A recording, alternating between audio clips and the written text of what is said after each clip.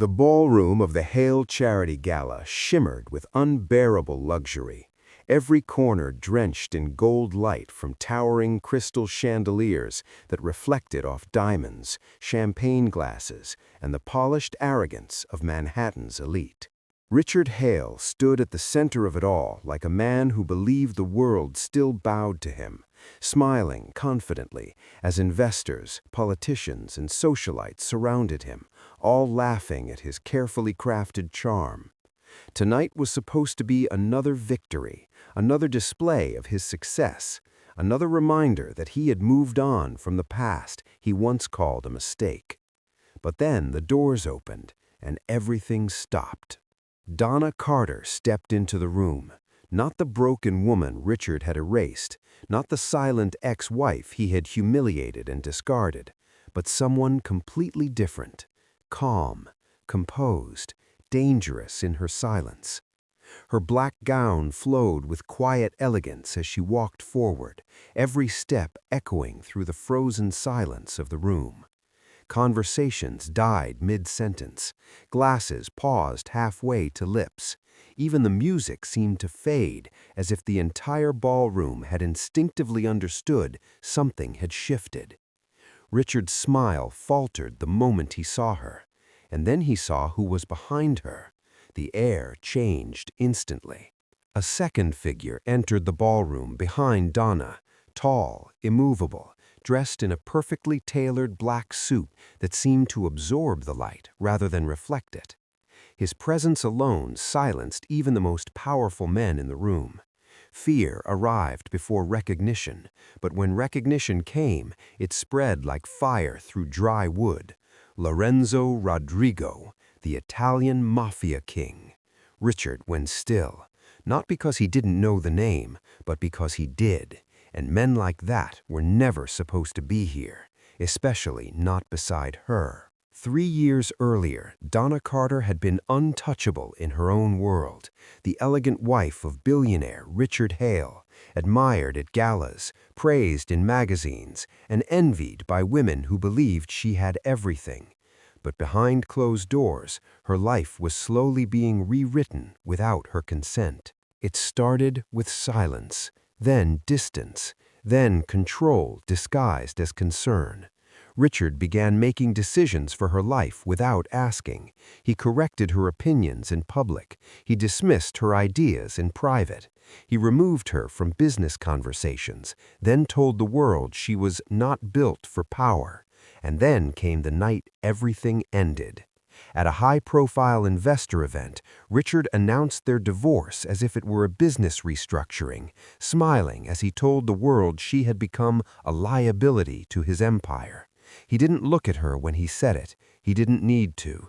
In his mind, she was already erased. Within weeks, Donna lost everything that once defined her. Her reputation collapsed under carefully spread rumors. Her business connections vanished. Her access to financial institutions was quietly blocked. Richard didn't just divorce her, he dismantled her, and the world watched in silence, then forgot her, or so he believed. Lorenzo Rodrigo was not a man who appeared in public.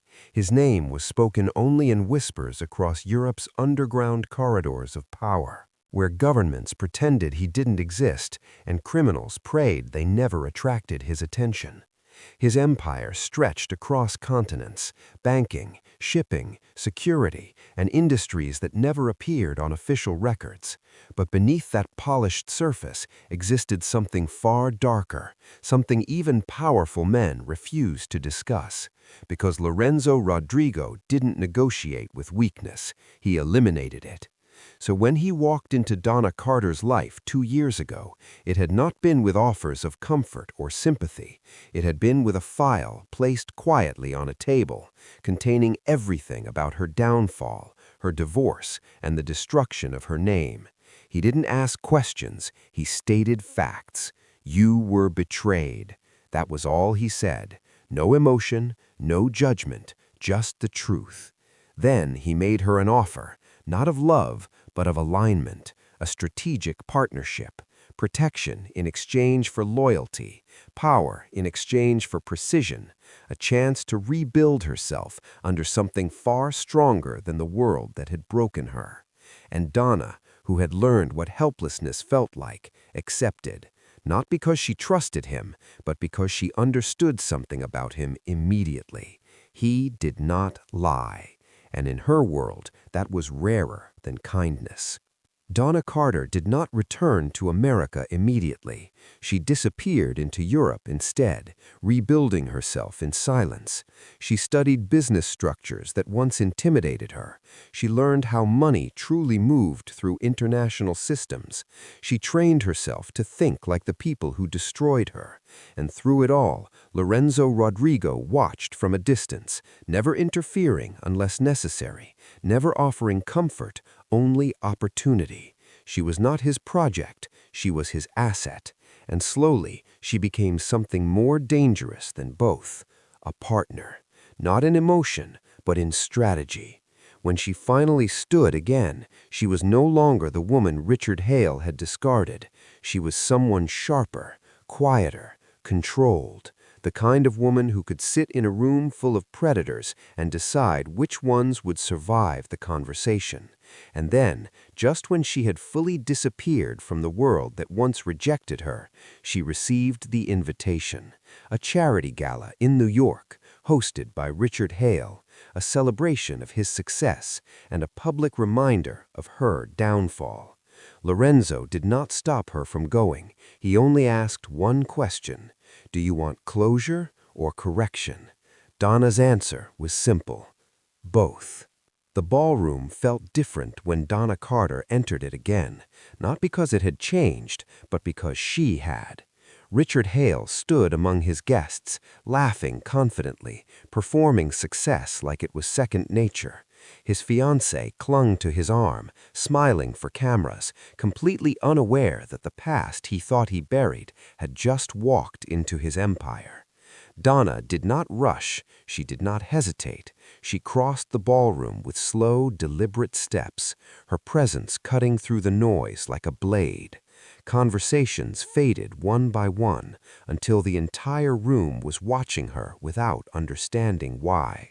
Then they saw him, Lorenzo Rodrigo, and the room froze again. Richard felt it first, a pressure in the air, a shift in dominance, something primal telling him he was no longer in control of the narrative. His smile tightened as he stepped forward, trying to regain authority, trying to reclaim the moment. "Donna, I didn't expect you to return." His voice was controlled, but not steady. Donna looked at him without emotion, not anger, not sadness, nothing he could use against her, just absence. Then Lorenzo stepped forward slightly, not aggressively, not dramatically, just enough, and the entire room understood instantly. This man did not need to raise his voice to end careers. Richard swallowed. For the first time in years, his confidence cracked in public. Donna finally spoke, her voice calm and unreadable. "I didn't return for you."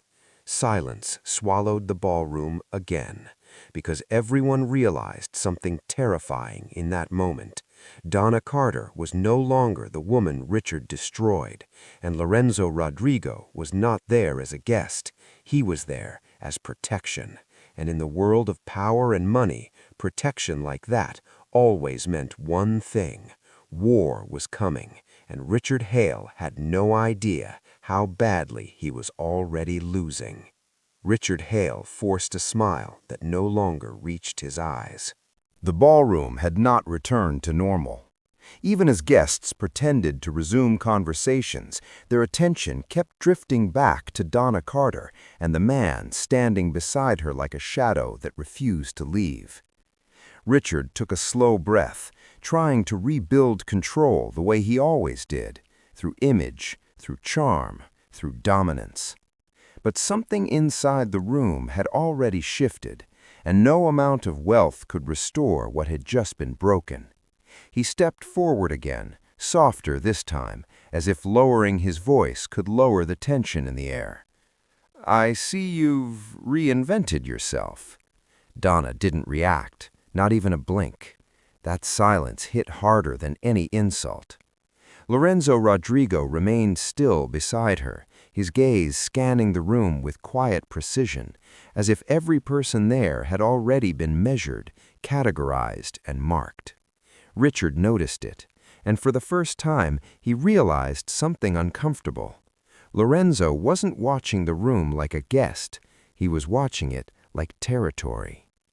Richard turned slightly, trying to regain composure by addressing Lorenzo directly. "And you are?" The question was polite on the surface, but underneath it was pressure, testing, a subtle attempt to reclaim hierarchy. Lorenzo finally turned his head, slowly, deliberately, and when his eyes met Richard's, the atmosphere in the ballroom tightened instantly, as if the air itself had become heavier.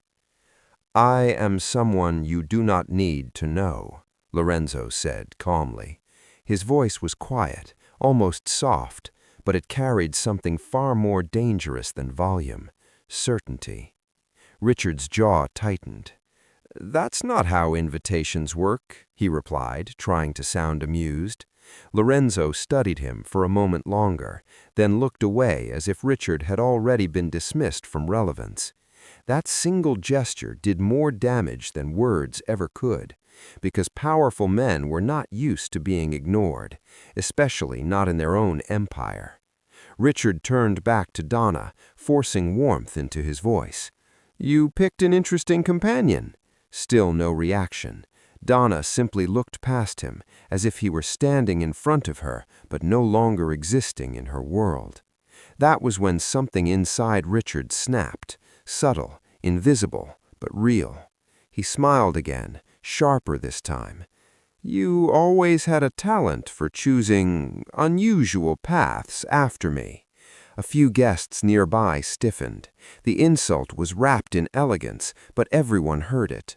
Richard was trying to reclaim dominance through humiliation, a familiar tactic, one that had worked before. But this time, Donna finally moved. She tilted her head slightly, calm and unbothered, and said nothing. That was all, but it was enough, because silence from a woman who once begged for validation is not silence anymore. It is rejection. Lorenzo stepped forward half a pace, not threatening, not aggressive, just enough to alter the balance of proximity. And suddenly Richard felt it, an invisible pressure, like the entire room had shifted its attention toward him without anyone moving. Lorenzo spoke quietly.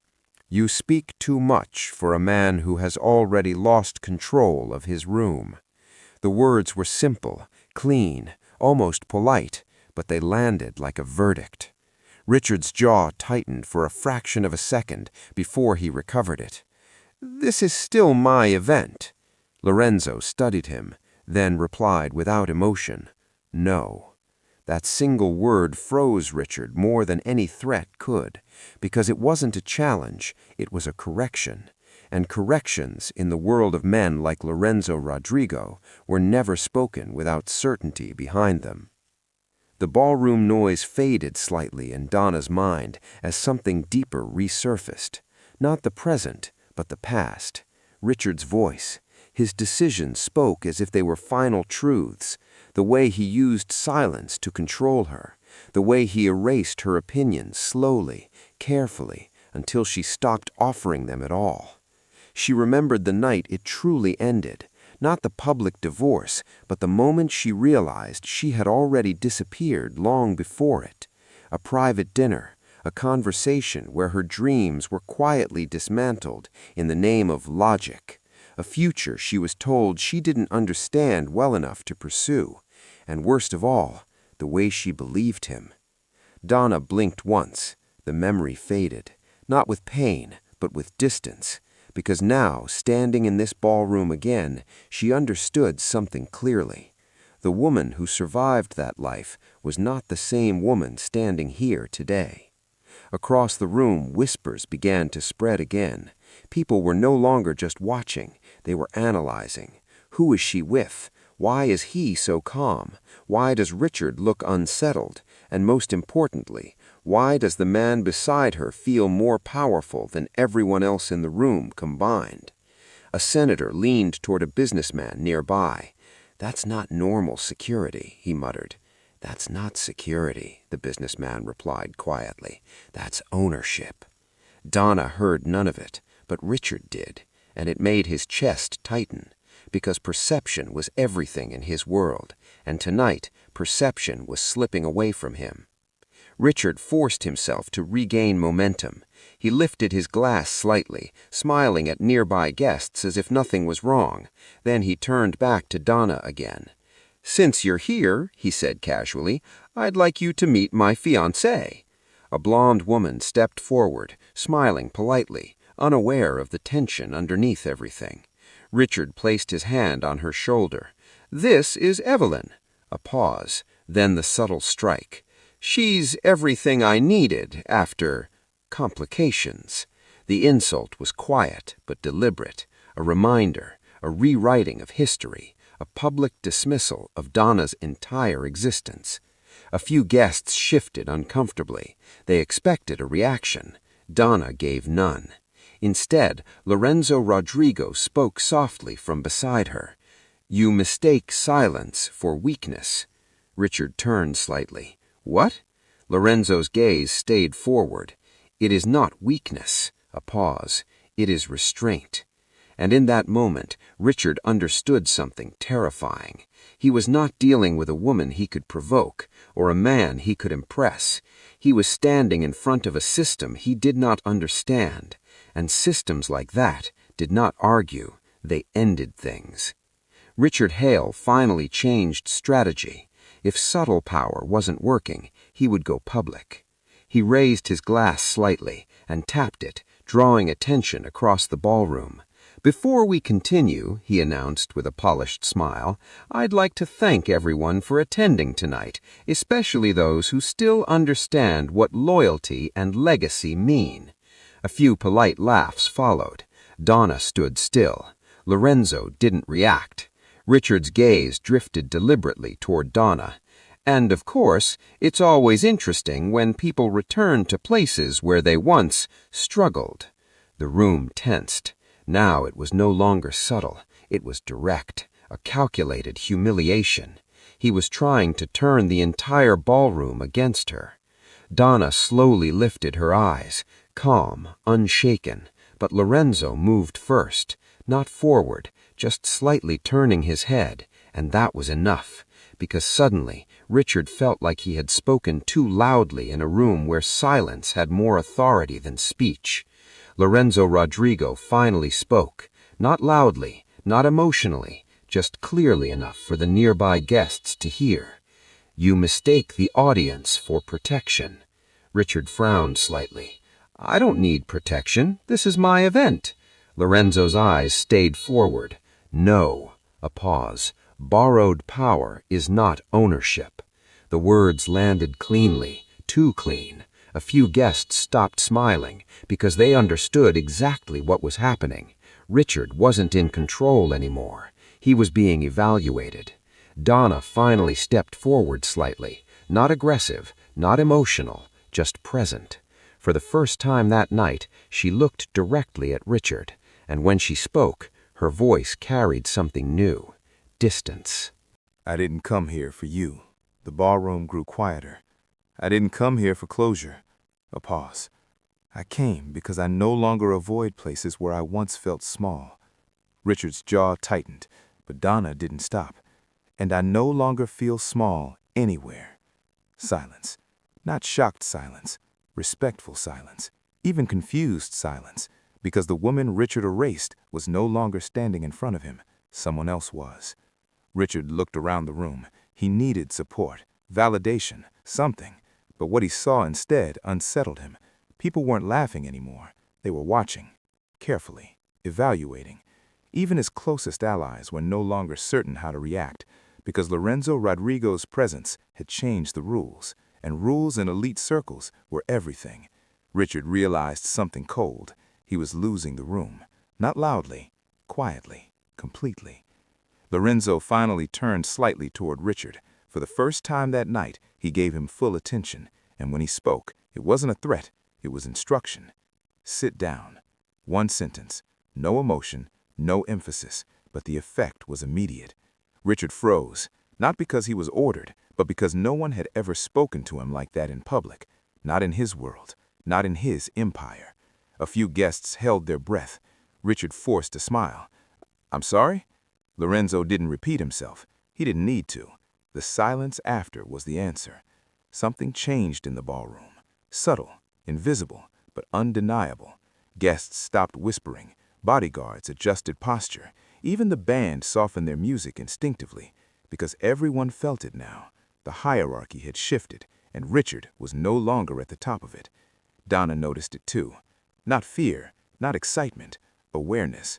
This was not chaos. This was control being reallocated. Evelyn, Richard's fiancée, leaned slightly toward him. "What's going on?" she whispered. Richard didn't answer. For the first time, he didn't have one. Her eyes drifted toward Donna, then Lorenzo, and something in her expression shifted. Uncertainty. Because even she could feel it now. This wasn't social tension. This was power displacement. A man near the back of the ballroom whispered loudly enough for others to hear. "That's Lorenzo Rodrigo." The name spread instantly, like electricity, like fear, like recognition of something too large to ignore. Whispers erupted. "Rodrigo? The European network? The one they don't speak about? He's real?" Richard's face tightened, because now it wasn't just emotional humiliation, it was informational collapse. His guests were learning something about his opponent, something he never controlled. Richard tried one last time. He turned to Donna again. "This is still my event," he repeated, but it no longer sounded confident. It sounded like repetition. Donna looked at him calmly and said nothing, because she no longer needed to. Lorenzo spoke instead. "No." A pause. "Not anymore." And for the first time, Richard understood something deeply uncomfortable. This was no longer about Donna. He had become irrelevant in a larger structure he didn't understand. Lorenzo stepped slightly closer to Richard, just enough to lower his voice. Only Richard heard it. "Leave this room as you entered it," Lorenzo said quietly, "and nothing changes for you." A pause. "Continue, and you will learn how small your control actually is." Richard's throat tightened. For the first time in years, he didn't respond immediately, because his instincts were screaming. This was not negotiation, it was containment. Richard tried one final emotional move. He turned to Donna again. "You think this man protects you?" he said sharply. Donna finally smiled faintly, not warmly, not emotionally, just knowingly. "I don't think," she said softly. "I observe." That hit harder than anything else that night, because Richard realized she wasn't following Lorenzo. She was aligned with him, strategically, deliberately. The gala was no longer a celebration. It had become a pressure chamber. Guests began subtly moving away from Richard's immediate circle. His allies stopped approaching. His influence was thinning in real time, and Lorenzo had not even raised his voice once. Donna looked around the room, and for the first time in her life, she was not the person being judged. She was the person being watched. Lorenzo finally turned toward Donna slightly. Not affection, not romance, just confirmation. "We are done here," he said quietly. Donna nodded once.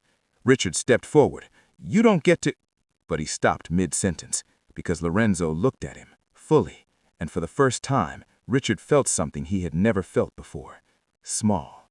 Not socially, not financially, existentially small. Lorenzo spoke one final time. "This was never your room." A pause. "You were only standing in it." Silence swallowed everything.